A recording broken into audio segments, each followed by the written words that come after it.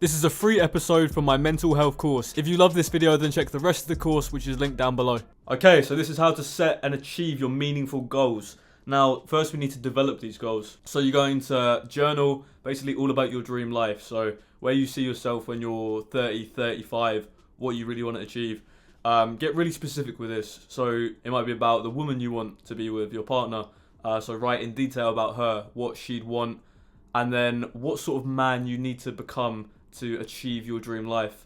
Whether you want to live in another country, whether you want to have a lot of money, whether you want time freedom, whether you want kids. Write down very specifically your situation. If you want to be in really good shape and be really strong, obviously you're going to have to go to the gym a lot to build yourself into that. Obviously this is specific to you, so you've got to think really hard about what you'd actually want and where you see yourself. And be ambitious with this, because remember that you can achieve anything you put your mind to. That's such a true saying.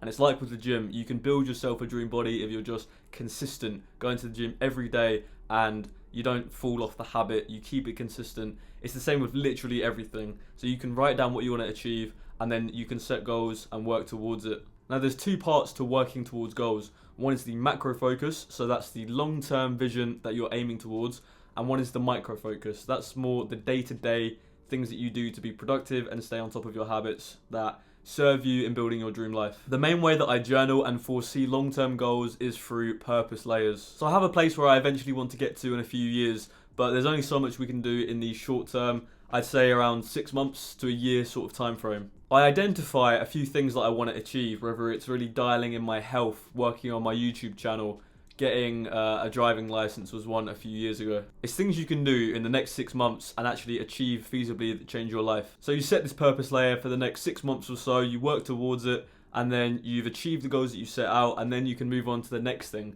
But you might not be able to move on to the next thing until you've done the previous layer. Let's set the extreme example and say you're a newbie in the gym and you want to win a powerlifting competition. The first step would literally just be to get consistent in the gym. You're showing up regularly, you're learning basic exercises, how muscles work and everything like that. Then you'd learn the specifics of the powerlifting movements that are squat, deadlift and bench press. Then you'd have periods where you're bulking and cutting and working with trainers, maybe going to a powerlifting gym. And these would all be separate chapters where you need to do the previous one to unlock the higher level. The way that I set these purpose layers is what's something I can do easily now and what is something that would progress my life the most. I also make sure to set SMART goals. This is specific, measurable, achievable, achievable, realistic and time-based. So for each of my goals, I say what I want to achieve, making sure that's a measurable thing. I make sure it's realistic and I'm able to achieve it in the time frame, and I specify a date. So I want to do this by the 1st of September. I'm going to explain to you my current purpose layer, how I've journaled it and how I've worded it. So at the top, I just have a title and it's the main things that I want to focus on. And I might have journaled a bit before this about what I think the next purpose layer is going to be. So I give a time frame, which is usually around 6 months. This one is 9 months, and it's from 27th of January 2026 to the 1st of September 2026. I then have the big goals. So learn Spanish and then develop work purpose, which is the content creation, which I'm currently doing. I have things that are specific, like cutting to 68 kilos by the start of April, which I've achieved. Below, I just kind of journal a bit about each one. I explain why I've picked the thing, why I think it will help me, and a lot of the times these purpose layers can change, because you can go in thinking this is what I want to do, but then when you start doing that, you realize actually you wanted something else. And so when you write out your intentions like this, you understand the way you were thinking, and you can look back at it years, months later. So yeah, for purpose layers, just write a time frame with the main things you really want to achieve. Write down some specific goals that you know you can accomplish in 6 months to a year of hard, consistent work. Then just write a bit about them and include some of the most productive habits that you can do. I'll give the example again. If your goal is to build up your physique, obviously the main work task is going to the gym and eating right. So I do this in my notes app here, and this is just a folder, which is the purpose layer, and you can write additional notes.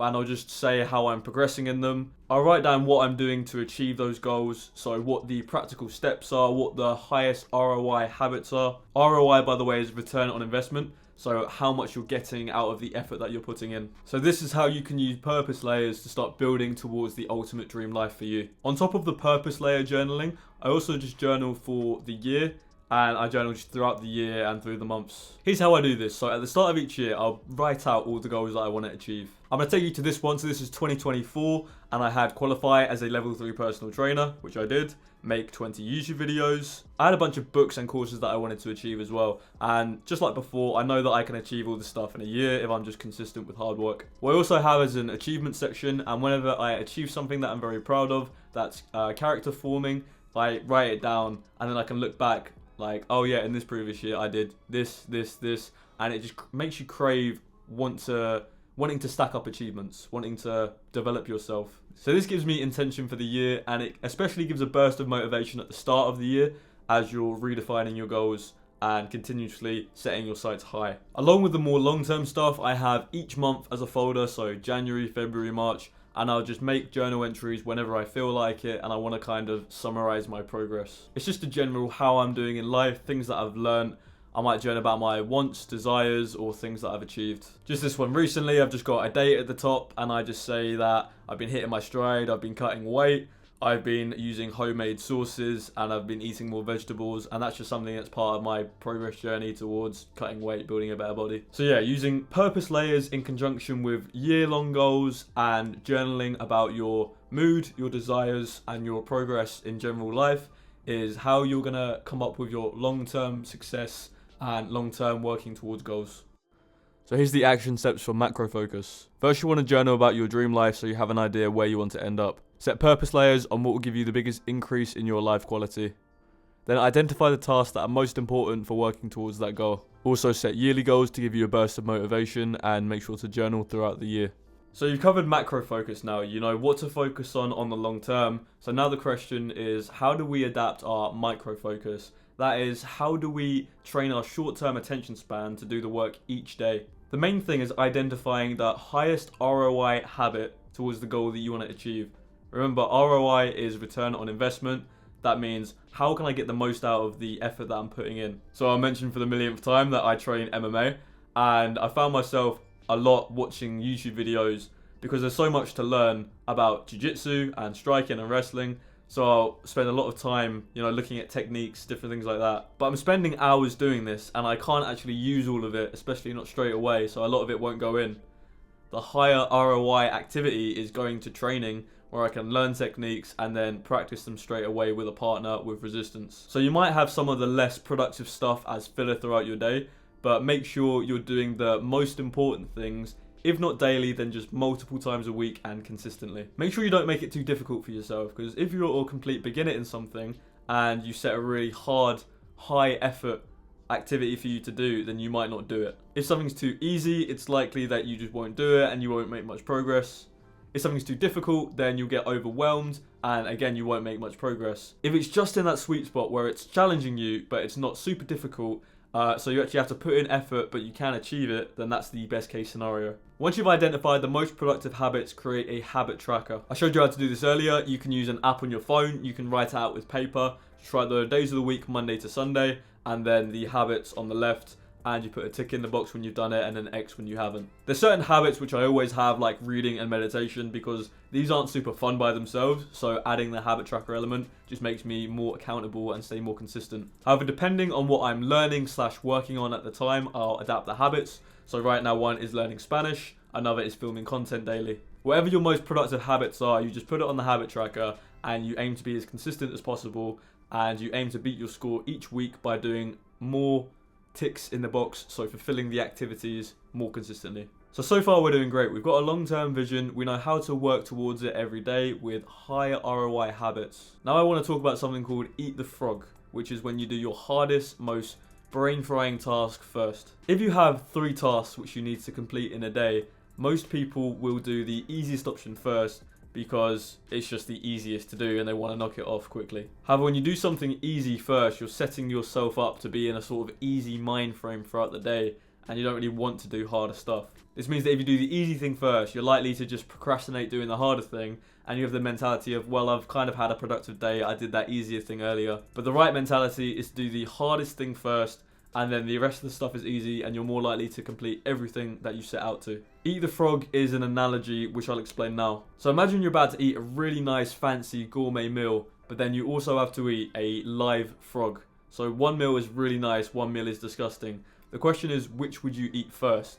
Now, most people would choose to eat the fancy meal first because, you know, they want to put it off. They don't want to think about the frog. However, when they do this, they're eating the meal, but they're thinking about the frog, and it's, you know, ruining the experience for them. And then after it's done, they've got that kind of sour taste in their mouth. However, if you eat the frog first, then you can enjoy the meal after. That kind of cleanses your palate. So eat the frog just means do the hard work before you do the easy work. For me, recording videos is the eat the frog task. It's the thing I'm most likely to put off if I postpone it and try and do other stuff. And you're just so much more likely to have a good day when you do the hardest thing first, because the rest of the day just feels like a cakewalk. You've knocked it off when you've got the most brain power first thing in the morning. As soon as you kind of wake up, you get out of that groggy state in the morning, you can really do a few solid hours of good work. Whereas later in the day, you're just kind of existing. You know, if you've got a shift at work, the first hour you might be putting in some good work, and then your brain just kind of goes elsewhere and you don't really want to focus anymore. Now I want to talk about working right away versus relaxing for the first hour or two. These both have their own benefits. I like to unwind first thing in the morning for around an hour. My usual morning routine is just go for either a walk or sit on the terrace and get some sunlight. I then do 10 minutes of meditation,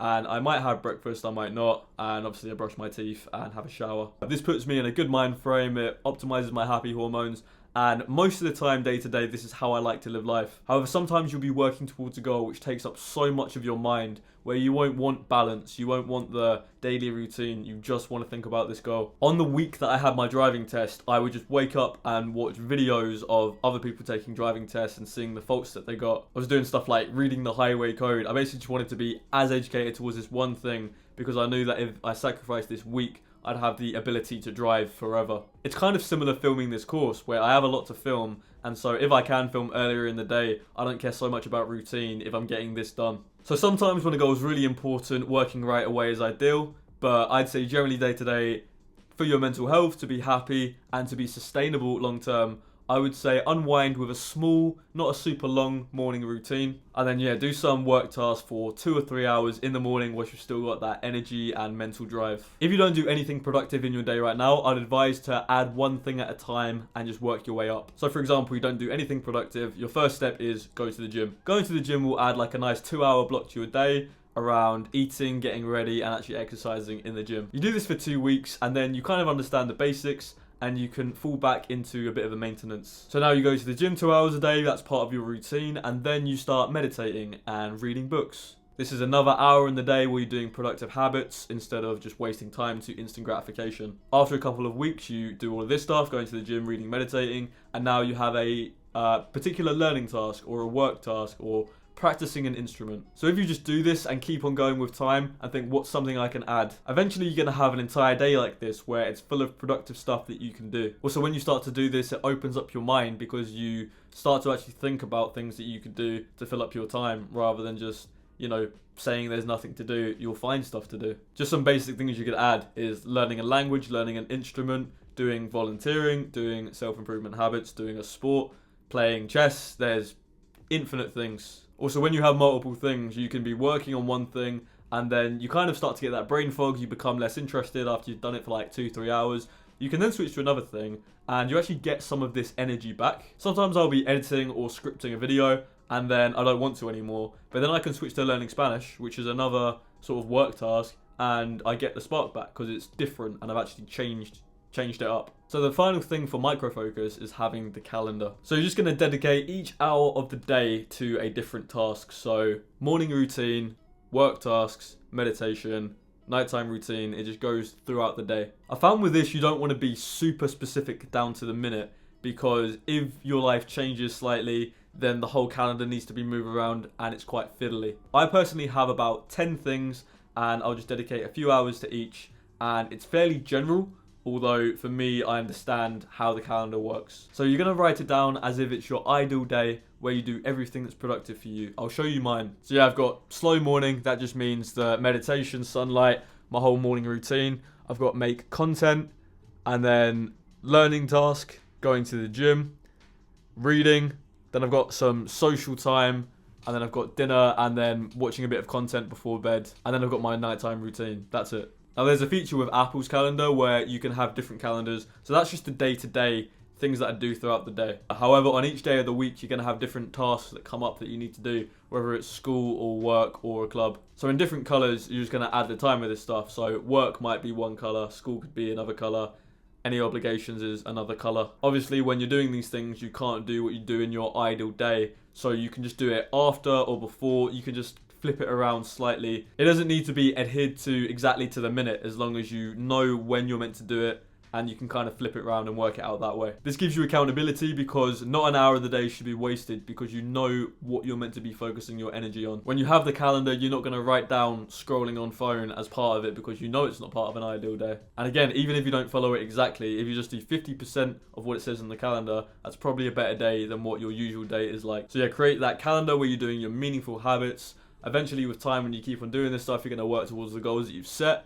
And then you can start to identify the next purpose layer. You'll kind of reach that point where you've done everything that you said you wanted to, you've achieved the things that you set out to, and now it's time for the next layer. This is where you get creative, you feel what you're lacking in your life, and you work towards that next thing, journal about new goals and new ambitions. Something else which I also sometimes do is write down tomorrow tasks. That is, at the end of the day, I'll plan what I'm going to do tomorrow. I already have the calendar which covers most bases. However, if a few things come up which aren't part of the calendar, I like to just write out what I'm going to do throughout the day in order. For example, wake up, record video, and then go shopping and do laundry. So all the sort of menial tasks. This just makes sure shit gets done, because when the time actually comes to it the next day, you might say, I don't really want to do that because you don't have the energy or for whatever reason. However, when you've written it the previous day, you've written it with pure masculine intention. You know, this needs to get done and this is the best way to do it. So if you follow what you've written the previous day, it's pure intention rather than based on how you're feeling. So in the day-to-day, we want to focus on the most important tasks and do them very consistently. Get a habit tracker so you can become more consistent in these things over time. Eat the frog by doing the hardest task first, that way it's out of the way and out of your mind. If you're starting from new, then add one thing at a time, and then over time you can build it up. Design an easy schedule where each hour of the day is set towards one of the tasks that you're going to do. And the day before, write what you're going to do tomorrow. That way you've got pure intention and you know what needs to get done.